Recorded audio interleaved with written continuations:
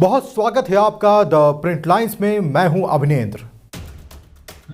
मुख्यमंत्री योगी आदित्यनाथ ने कांग्रेस नेता राहुल गांधी व इंडिया गठबंधन के सहयोगी दलों पर हमला करते हुए कहा कि कांग्रेस ने 1977 में गरीबी हटाओ का नारा दिया था, लेकिन जनता को शौचालय और आवास तक मूलभूत सुविधाएं नहीं मिल पाई। दादी से लेकर पोते तक अब फिर से वही नारा देकर जनता की आंख में धूल झोंकने का काम कर रहे हैं। इस बार जनता को उनके बहकावे में नहीं आना चाहिए। कांग्रेस ने 1970 में नारा दिया था गरीबी हटाओ का। गरीबी हटाओ। बहनों और भाइयों, गरीबी तो नहीं हटी। हां, एक परिवार को देश के संसाधनों को लूटने की पूरी छूट मिल गई थी। पूरी छूट मिल गई थी।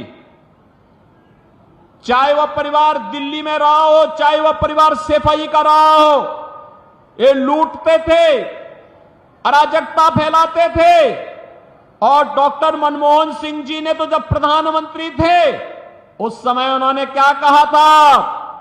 उन्होंने कहा था कि देश के संसाधनों पर पहला अधिकार मुसलमानों का है, तो हमारा दलित कहां जाएगा, पिछड़ा कहां जाएगा, एक खड़गवंशी कहां जाएगा, पाल कहां जाएगा, सैनिक कहां जाएगा, गरीब कहां जाएगा, किसान कहां जाएगा, माताएं और बहनें कहां जाएंगी, नौजवान कहां जाएंगे?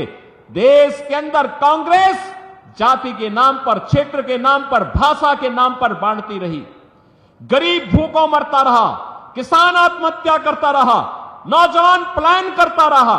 और एक कांग्रेसी और उनके सहयोगी दलों को आज जो इंडी गठबंधन के रूप में आपके पास आए हैं, बहनों और भाइयों, ये देश के साथ गद्दारी किए हैं और फिर गद्दारी करने के लिए अपने झूठे घोषणा पत्र के साथ आपके पास आए हैं।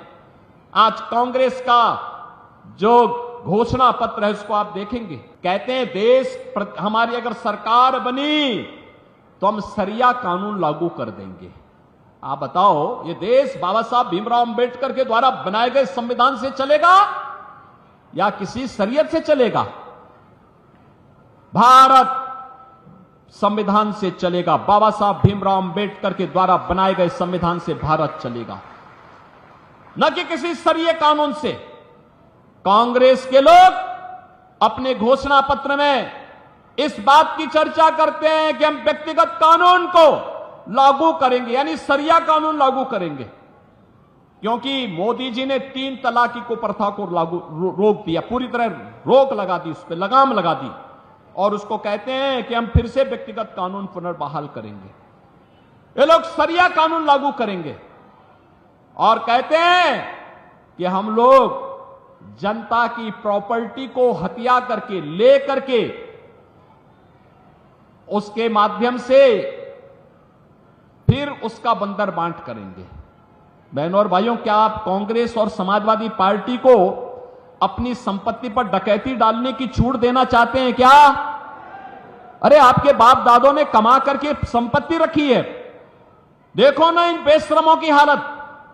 एक तरफ आपकी संपत्ति पर इनकी कुदृष्टि है और दूसरी तरफ माफिया और अपराधियों को अपने गले का हार बना करके कैसे उनके नाम पर फतिया पड़ रहे हैं। आपने देखा होगा इनके हाल को, देखा है ना? देखा है ना?